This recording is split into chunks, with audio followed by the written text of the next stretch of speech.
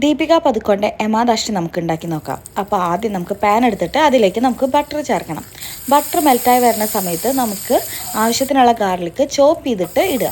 ഒരു 2-3 മിനിറ്റ് ഇളക്കിയതിന് ശേഷം നമുക്ക് ഗാർലിക്ക് ഒരു ചെറിയ ബ്രൗൺ കളറായിട്ട് വരും. അപ്പോൾ അതിലേക്ക് നമുക്ക് ആവശ്യത്തിനുള്ള പച്ചമുളക് കീറിയിട്ടിടാം.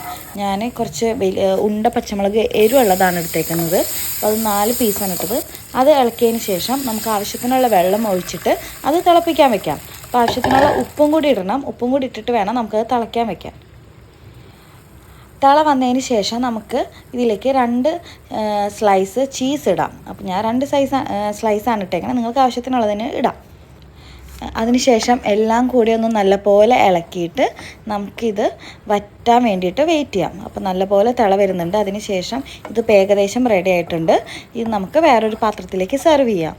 ഭയങ്കര എളുപ്പമാണ്, ഭയങ്കര ടേസ്റ്റിയുമാണ്. ഞാൻ ചോറിൻ്റെ കൂടെയാണ് കഴിച്ചത്.